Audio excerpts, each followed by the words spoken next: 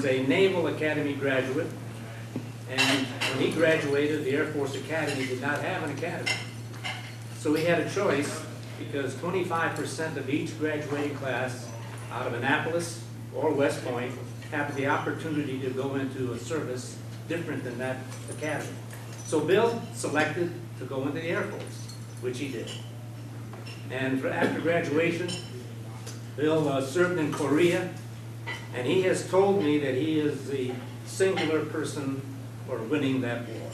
And I've heard that from others as well. Is Royce Williams here? Now, we're going to talk about this airplane, as we described it to you a few months ago, but Bill's got a unique story to tell you. What's unique about the test force that we went to 50 years ago, over 50 years ago, Bill and I went to the Joint Test Force at Edwards Air Force Base. And it was comprised with contractors and military. And we were all mixed together. Our military maintenance people were Lockheed people, Hughes aircraft, and military. Very mixed. And the flight crews were the same way. And so we flew all the missions, one after another, and the Lockheed test pilots did as well. There was no differentiation. There was one significant difference, however, I must tell you, the pay. Now, Lockheed paid their test pilots very well. And in addition to that, they paid these pilots special bonuses on every single flight they made. And I mean, these were handsome amounts of money, thousands of dollars. Whereas guys like myself and my fellow military people, all we got was our regular flight pay, nothing special. And to put it in perspective, I drove here in a 1980 Chevrolet. Bill Weaver drives a Ferrari. It gives you some perspective of how well paid he was. And he accumulated a lot of that money. And we kept friends throughout this period. And on occasion, when I needed money, I'd go to Bill and say, Bill, I need a few grand to help remodel my house. And would you mind, you've got this enormous amount of cash in the bank. Would you loan me a few $1,000 at no interest? And Bill said, no. So that's what Bill is like. I know you're going to enjoy his story, how he exited the SR-71 at 75 to 80,000 feet at Mach 3.2. Bill Weaver.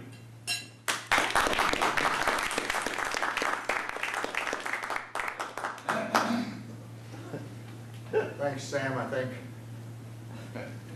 I appreciate the introduction. Anyway, Sam and I go back to the Joint Test Force days back at Edwards Air Force Base in 1964, 65. And there was a nice relationship, and we've had a great relationship since he retired and I retired. We both lived in the same area. It wasn't on purpose. It worked out. My introduction to test flying was with Lockheed. I was in the Air Force, as you mentioned. After I graduated from the Naval Academy, I went into the Air Force rather than into naval aviation because the Air Force offered new graduates from the Military Academy and the Naval Academy. The Air Force offered those of us who wanted to fly immediate flight training after graduation.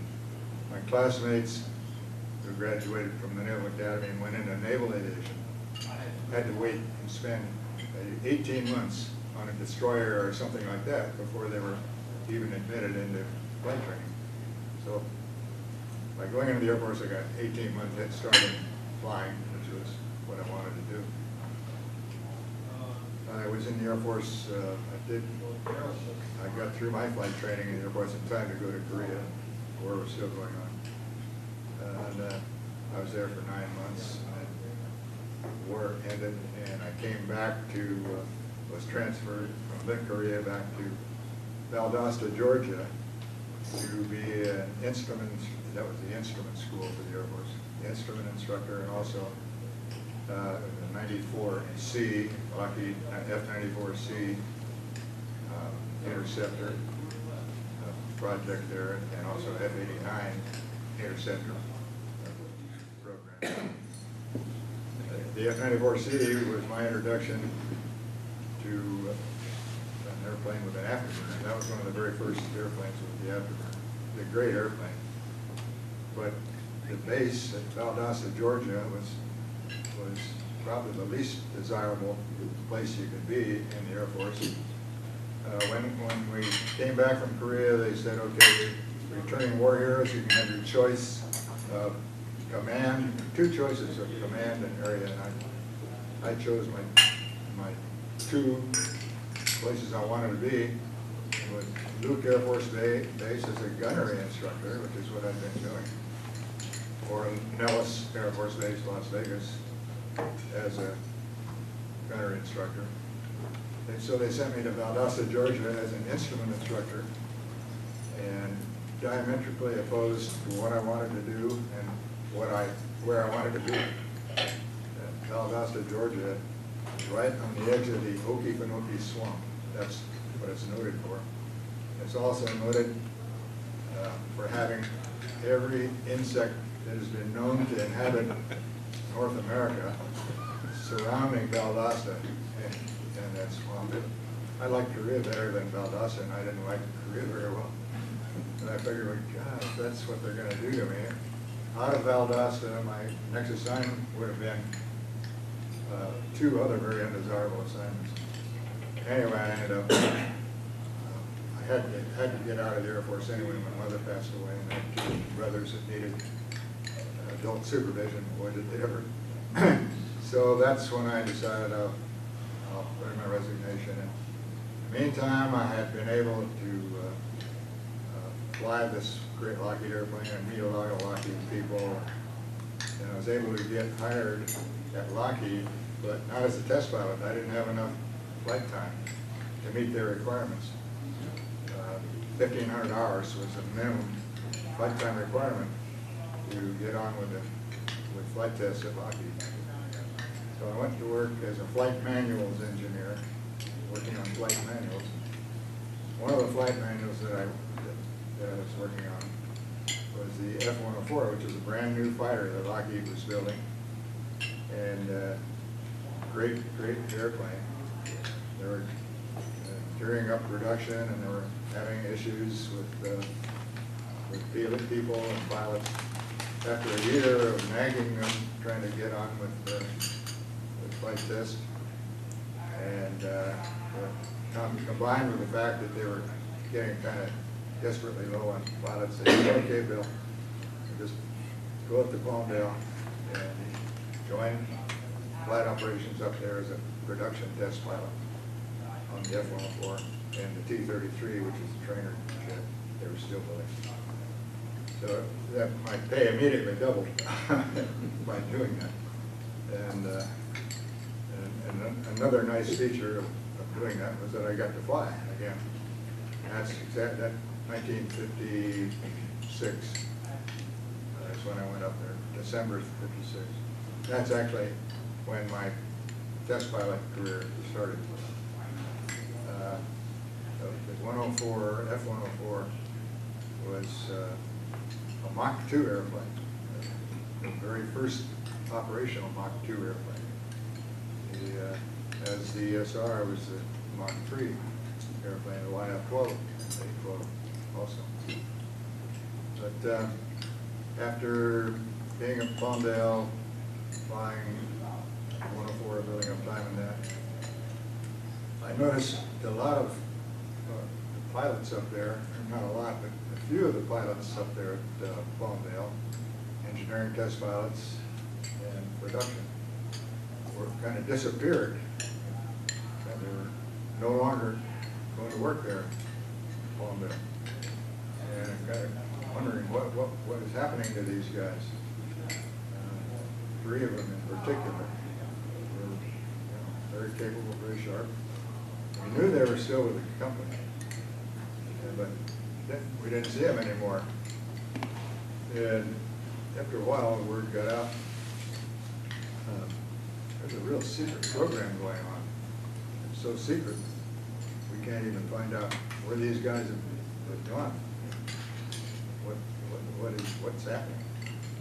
And pretty soon, the word got out. They went to, we call it the dark side, which was the Skunk Works, the Lockheed Skunk Works, very famous for being involved with advanced airplanes and super secret projects. So secret that they didn't know, they couldn't tell anybody where they were or where they'd gone. Well, I happened to attend a party one time at one of these guys' house, and I got a good idea that they were involved in this program we'd heard about, but didn't have any details on the BlackBird program. And that, long story, but I was lucky enough to get invited to join that program. And then I found out about what Skunk Works security is all about. First of all, I figured out, it was 5 months to get a top secret clearance to allow me to go to this place where all these people had disappeared to. It's called Area 51. And I got my first taste of Area 51. My first trip up there was December of '64. It was kind of coincident with the first flight of the SR-71, December of 1964. It was kind of tough on the family being on that program and having to go to Area 51 every week. They picked us up at the Lockheed Burbank headquarters, and at that time, Lockheed had 3 Constellation transport airplanes, passenger airplanes. And we'd go to Burbank and climb aboard the Constellation every Monday morning and come back every Friday afternoon. And during that week, you couldn't tell anybody where you were. Nobody could get a hold of you. No cell phones, of course, in those days, but couldn't use them anyway. If any emergency happened, then your family could contact Lockheed headquarters in Burbank, Skunk Works headquarters, and arrange to have you return home or something like that. It was fascinating, and that they had up at Area 51. They had the A-12 test program. A-12 was the very first prototype, actual operational BlackBird. First one of the BlackBird family, followed by the YF-12, which is the interceptor version, which Sam was deeply involved in. And then the SR-71 first flew, like I said, December of '64. Then after that, I got checked out on A-12 up at the area. There was several flights on that. Then I got assigned to the new SR-71 program at Palmdale, flying engineering flights on the SRs and acceptance flights on the brand new SR-71s, which were flown, assembled and flown out of the Lockheed Skunk Works Palmdale plant.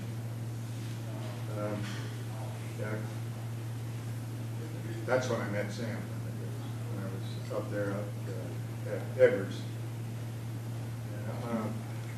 Flew that it had everything was so different, so new, and so fast. It took an adjustment, but when you're flying at Mach 3.2, which was the optimum cruise speed for the BlackBird, was 3.2 Mach number. That's where you got the best gas mileage. And that's 32 miles a minute. If you get lost at Mach 3, you really get lost in a hurry. Yeah, don't want to get off the track. I was on a routine test flight out of Edwards one day. Seemed to be fairly routine. It was to evaluate the airplane's reconnaissance and navigation systems. And on the flight, those flights, we had experts in those fields, surveillance and navigation. And on this particular flight, we call them an RSO, Reconnaissance Systems Officer. We had a very experienced company, RSO, surveillance and reconnaissance expert, just retired out of the Air Force as a colonel, lieutenant colonel. He'd been flying the B-58, very high performance airplane in the Air Force, very highly qualified guy. So we had what we assumed was going to be another routine test flight. Took off from Edwards, nice day, about 11 o'clock in the morning, Edwards time, and did a leg, what you call it, a hot leg, where we go out to, the reason it's hot leg because at Mach 3, the temperature on the surface of the airplane gets up to 600 degrees right on the front of the windshield because of the tremendous heating from the high Mach number.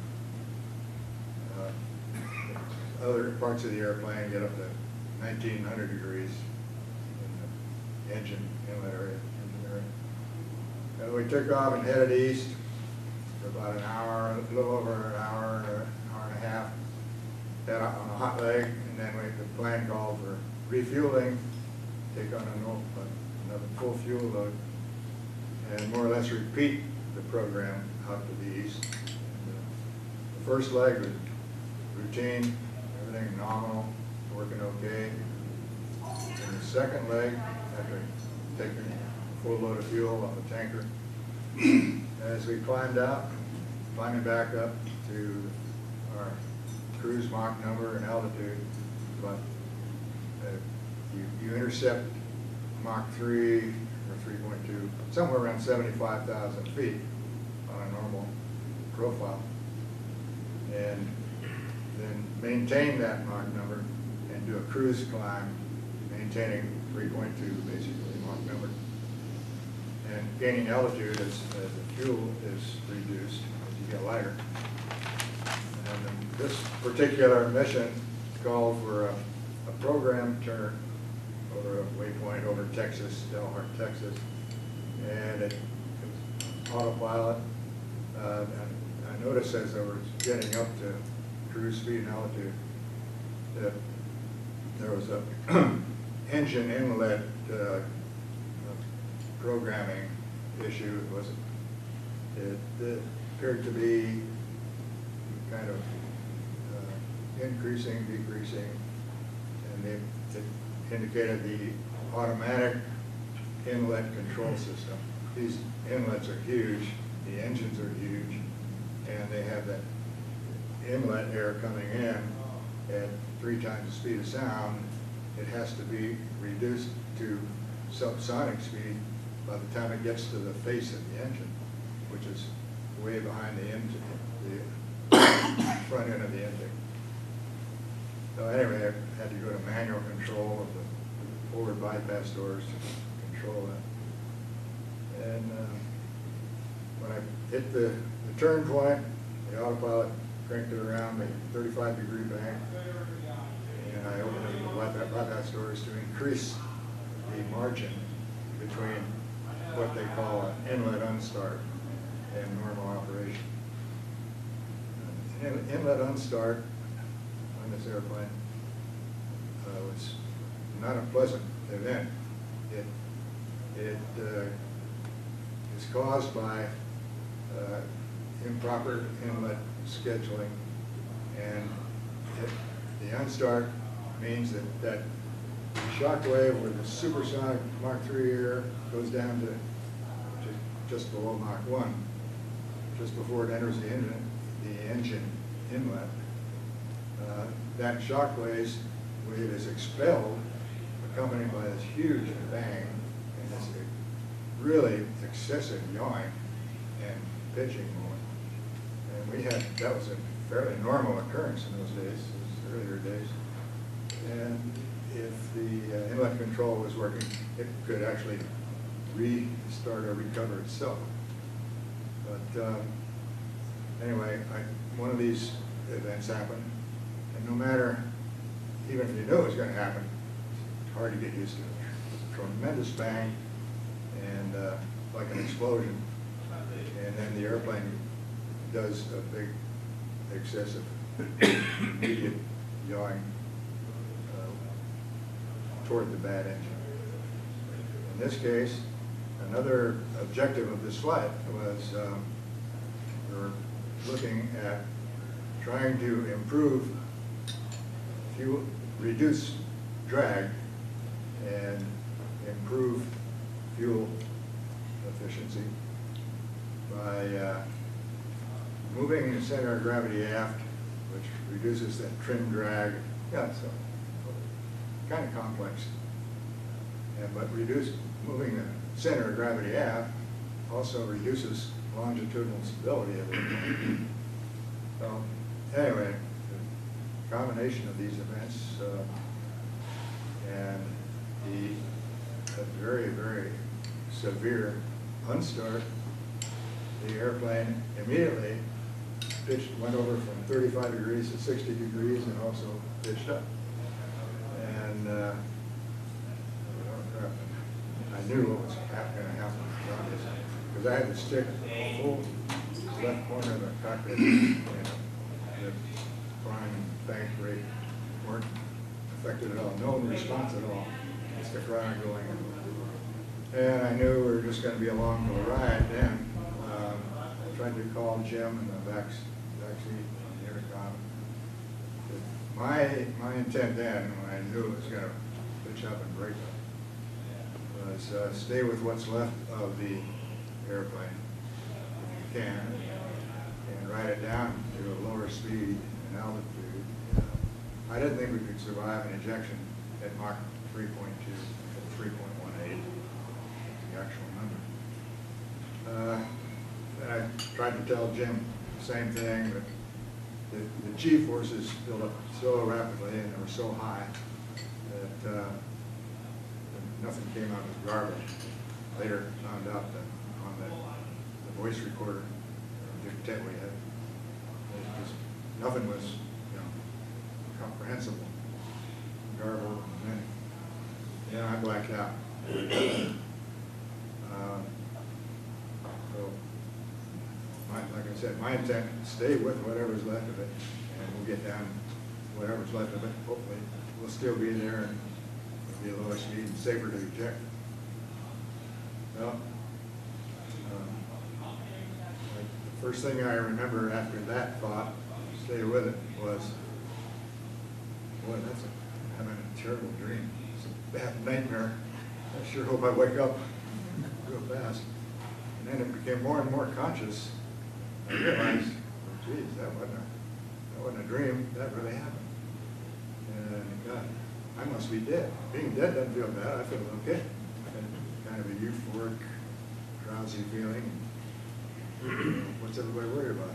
And then I became more and more conscious, more aware, and I realized, well, it wasn't a dream, and I'm not dead, but where am I?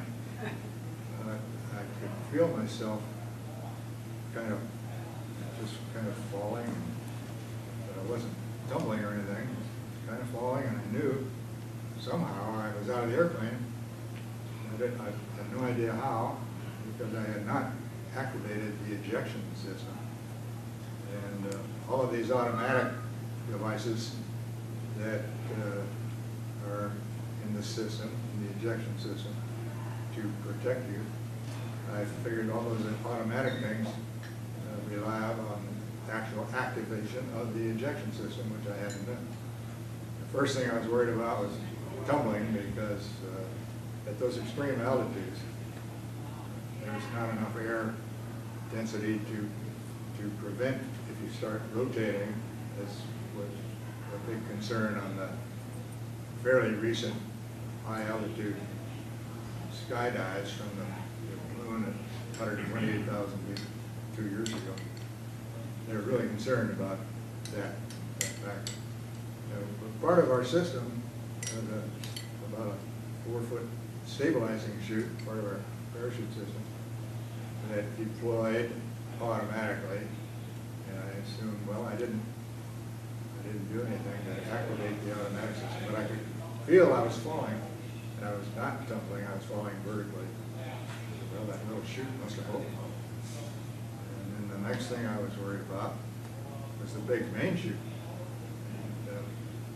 And one problem was I didn't know how long I'd been out of the airplane, how far I'd fallen, and if any of this automatic stuff was going to work, like the automatic opening of the main parachute, which happens at 15,000 feet with a barometric device.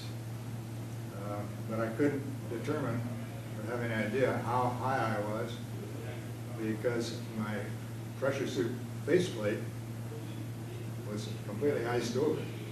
So I was just looking at a big sheet of ice instead of looking through my visor. And so after a while I decided, well, I better try and take a look. I don't know about the chute opening automatically, and maybe I better lift up that faceplate so I can try and judge my height. I reached over here for it, about ready to unlatch it. All of a sudden I felt the main chute open. And, oh boy, what a great feeling that was. And then I decided, well, it must have opened at 15,000 like it was supposed to. I decided I'll just open the faceplate now because I don't need the oxygen or the pressurized suit. I opened it, and the first thing I saw was Jim's parachute. Another chute looked like it was about a quarter mile away and falling at a slightly lower level than I was. And then I looked around at I took my hand down after lifting the visor, and the visor came down. The uplight was broken. So if I wanted to see anything, I had to hold it up like that, hang on to the riser with the other hand.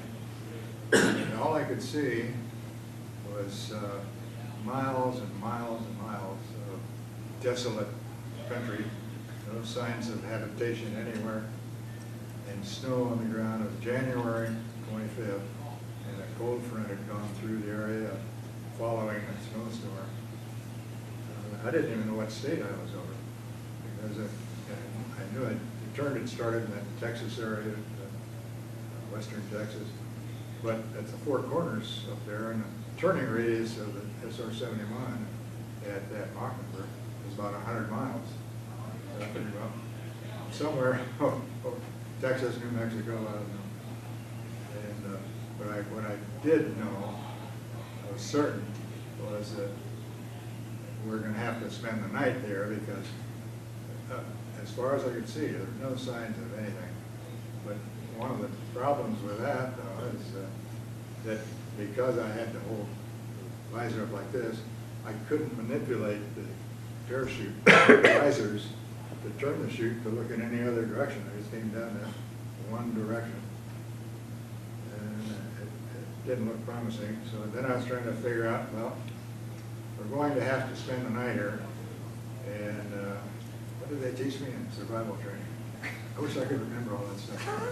And also, what's in the, we had an emergency kit that was attached to the parachute.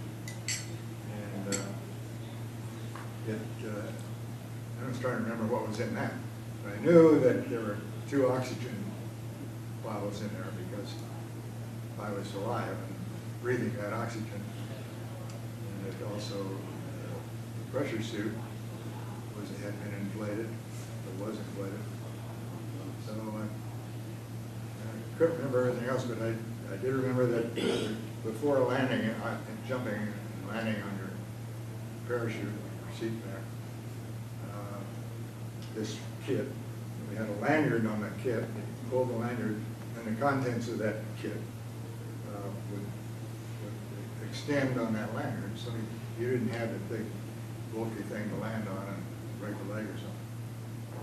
I figured, well, I kept coming down. I still didn't see anything I liked to land on, and I didn't have any choice. But I pulled that lanyard and watched the stuff fall out. As I was doing that, looking down at the ground and seeing the contents of the emergency kit falling down there, all of a sudden I was startled by this big animal that leaped up and ran across the plateau. It looked like I would have landed right on him. It was big, too. And then I found out later on it was an antelope. That was antelope country. He was more scared than I was, I think. And so anyway, I landed all right. My first ever and last parachute jump. And it was a smooth landing, and I rolled over kind of backwards. Didn't break anything, didn't hurt anything, didn't land on any cactus or antelopes. But you know, I'm still holding up this damn visor. So I picked myself up and didn't have any injury, didn't feel bad at all. And I'm kind of standing up, and I was concerned then about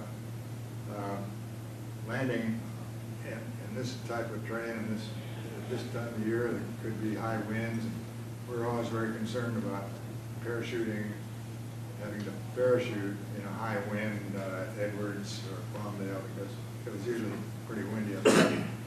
So the first thing I wanted to do then was to collapse the parachute, because it was billowing in the wind. It wasn't a real high wind. I was standing there, and only one hand to try and collapse the risers. And I heard a voice. I know, God, I'm hallucinating again. I heard a voice. And all of a sudden it got loud. Can I help you? And I looked up, and there's a guy walking toward me wearing a cowboy hat. And behind him was a helicopter with a rotor turning. Oh, where'd he come from? What I didn't realize was that this cowboy had a 200,000-acre cattle ranch. That was the reason he had a helicopter. That's how I surveyed his property and kept track of his herds of cattle. So I said, well, I'm having a little trouble collapsing my chute. He said, oh, okay. He went over and he collapsed the chute, put some rocks on it, and he came back. He said, are you hurt? Are you hurt? Well, I don't think so. I don't feel hurt. Okay. And he said, well, I saw your buddy coming down, so I'm going to go over and check on him. And while he did that, I said, okay, good. I was able to get out of my gloves, and I was able to get out of my helmet. And he came back 10 minutes later and said, sorry, your buddy didn't make it. His chute worked and everything, but he's dead. And it turned out his neck was broken during the breakup of the airplane. The G-forces were so high, so extreme, were estimated from, I figure I heard was plus and minus 22 Gs during the breakup of the instantaneous airplane. So I said, he said, I called, the cowboy said, I called the Air Force, the Highway Patrol, and the hospital, the nearest hospital. And so I've got to take you down to the hospital. My superintendent, my foreman is going to come out and watch over your buddy's body until the authorities get here. I said, well, I'd like to go see John. Took me over there. Obviously nothing we could do. What a shock to find out, after being so exhilarated when I saw his chute. I thought, oh my God, I didn't think either one of us was going to make it. We both made it, and it turned out tremendous disappointment. Anyway, I got in his helicopter and I wasn't a real helicopter fan, especially in those days, 1966. There were too many moving parts, and I wasn't sure they're always moving in the right direction. And so I got in with him, and he fired up, went roaring down toward Tucumcari, New Mexico, 60 miles away. That was the nearest hospital.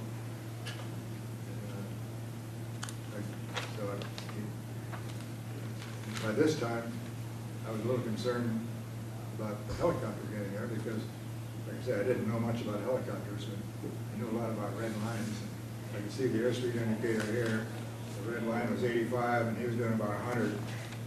Oh my God, wouldn't this be ironic? The guy that rescued me did me in and started. Anyway, we got down to the hospital. Tucumcari, landed on the front line. They were waiting. And then that was when I got a chance to call Lockheed flight tips at Edwards. And they said, oh my God, we thought you guys were gone. They knew about where we were in the profile, and they were informed that all contact was lost with our airplane. And so I was able to tell them what led up to it, and what was all the parameters and the speed and everything. And they were able to duplicate the scenario the next day at Beale Air Force Base, where the SR-71 wing was, and the SR-71 flight simulator. So they were able to duplicate it, and the same thing happened every time. After that, they took some precautionary measures to avoid that sort of thing. No more flying beyond the aft limit of the center of gravity at all. And then the inlet control system was greatly advanced and improved over the next couple of years. Digital auto-flight and inlet control system developed and took care of most of the inlet unstarts. So anyway, I was, like I said, I had no idea how I got out of it. But what happened was, I was ripped out of it. One thing is I was falling down, still trying to figure out what happened. As I was descending, and I heard the rushing of air noise, and I heard something like flaps, flapping, straps flapping in the breeze. I couldn't figure out what that was, but as I was getting out of my parachute, after I landed, I realized something kind of strange. My seat belt and shoulder harness were still fastened and latched. The latch was shut. They were just kind of draped around my neck and body. And the airplane, the ejection seat never left the airplane. But I did, and my body overcame the tensile strength, 5,000-pound tensile strength of these wide nylon seat belt and shoulder. So an indication of the severity of the loads during that breakup. Literally just torn out of the airplane. And I got back to Edwards. I was there a couple of days and went out and looked at the site where the wreckage was, and went back to Edwards. And 2 weeks later was my next flight in the SR out of Palmville. It was a brand new SR-71, just first flight out of assembly. And on the first flights of these new ones, we take a flight test engineer with us in the back seat to record all the parameters and systems. That's when I was going down the runway on takeoff. I wasn't real apprehensive because I knew, we were aware of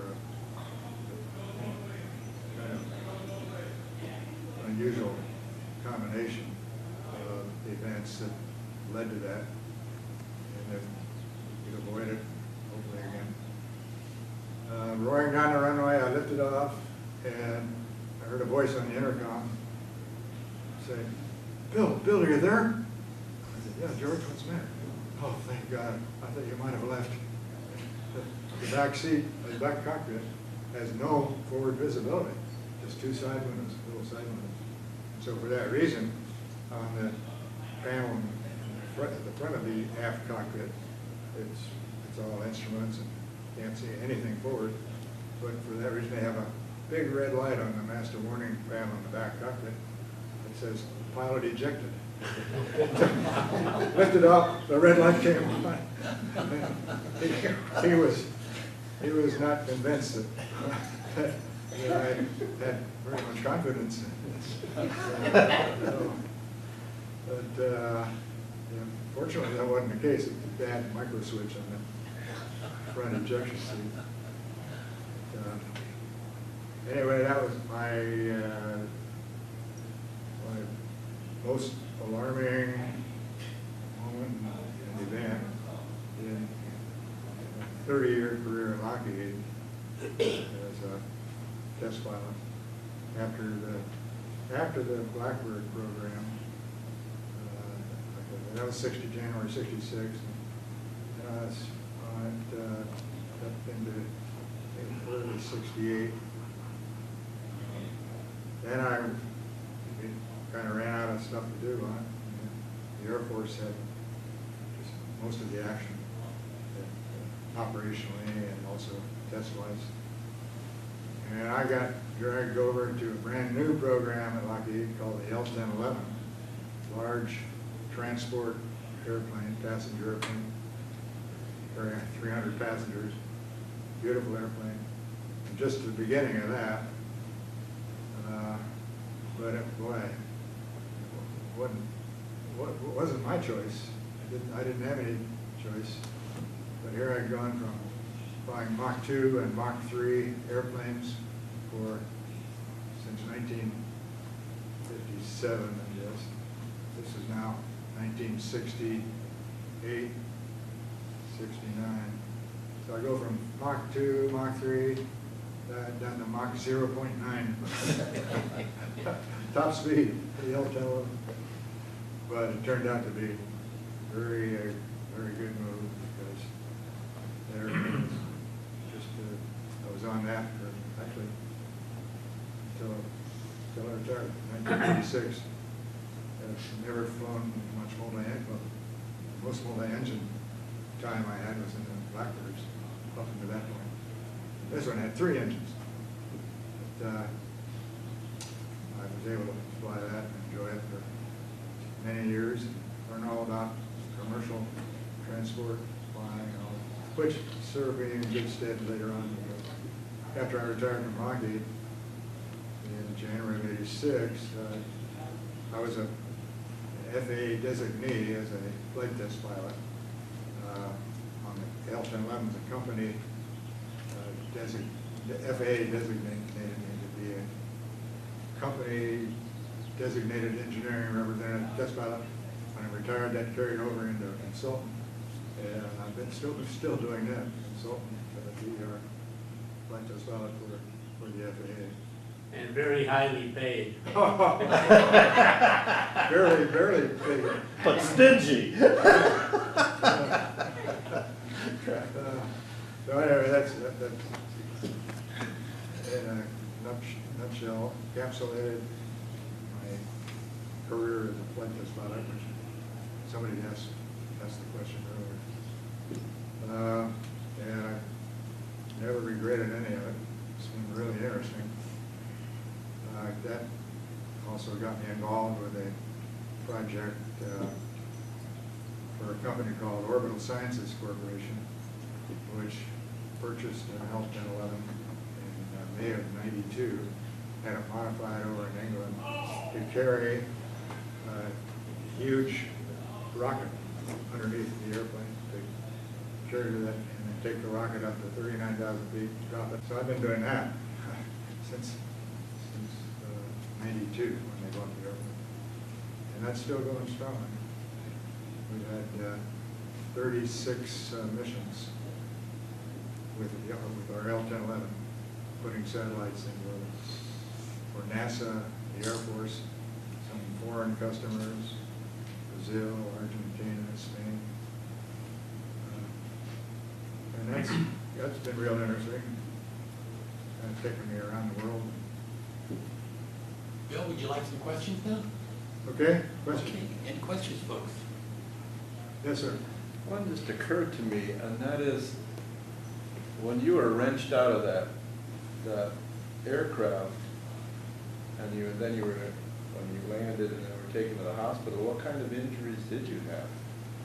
I didn't have any serious injuries at all. Bruising? I had a kind of a minor whiplash, and it didn't bother me too much. Made some scratches, a scratch on my nose, had a lip boom mic inside that pressure seat. But no bruising from the straps of that going on? No, none at all. And they, they tightly wrapped around my waist and shoulder harness. And like I said, those things are shredded where they went through the adjustment knobs on each side and in the back where they met together. I don't know. I don't understand it, but I sure appreciate it. What was the condition of the remains of the aircraft when it landed? Yeah, the wreckage was strewn over a big swath. It was 10 miles wide and 15 miles long. Pieces of that speed. Yeah, the guy, the rancher who rescued me, said he was at the time of we began, he was in his corral at his big ranch house, which was only a mile and a half in that direction, but I could only see in that direction. That's why I had no idea there was any habitation there. But he heard the boom, sonic boom, and a little after that, he looked up and he saw this real weird contrail way up in the sky. There were other reports of that, people seeing that from miles, a couple hundred miles away. It's a clear day up that hole. And so when he saw the contrails, he kept looking and looking. Then he saw the parachutes. Oh, geez, I better go to their rescue. He ran in, right next to his corral. He was branding some horses. I ran in, my helicopter was parked there. He also had a new S-model Bonanza, nice airplane. But anyway, pulled the helicopter out of the little barn and made sure it had fuel, fired it up, and that's how he got there so fast. I couldn't believe it. But,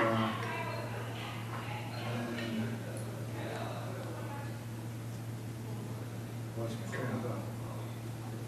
What was that question? Your answer about the debris. Oh, the debris, yeah. And the next day, guys from Edwards are out again.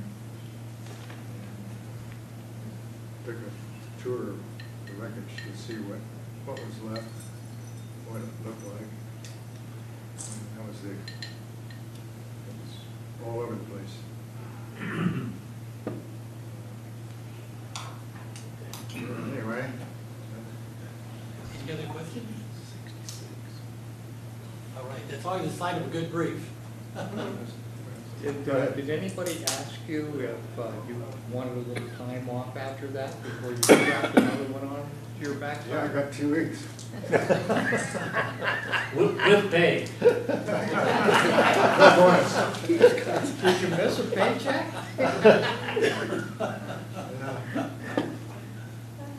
Did they have any recording device on planes then that kind Yeah, of? they were, nothing like today. And silligraphs. I must have had a wealth of information.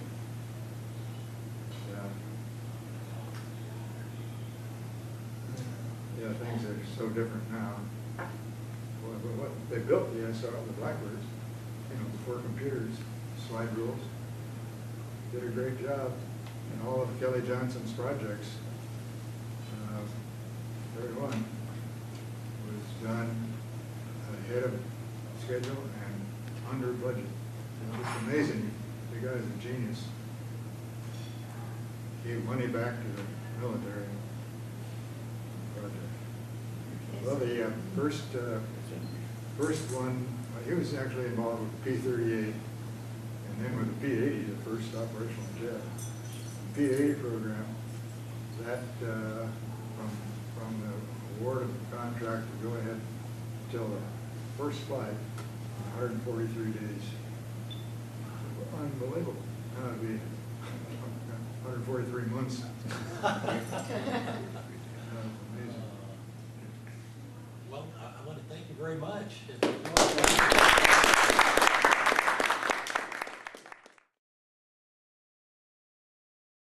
a citation for the Military Order of the World War's Silver Patrick Henry Medallion for patriotic achievement, which we certainly have found the right man to award this to. And I'll read that citation. Presented to Bill Reaver, the MOWW General J.P. Holland chapter is proud to present to you the Silver Patrick Henry Medallion for your superior achievements and dedication to the national defense and security of the United States of America as a civilian test pilot for Lockheed Corporation. Your leadership, sacrifice, hard work, and dedication to our country in the aerospace industry were instrumental in the development of new aircraft and defense systems.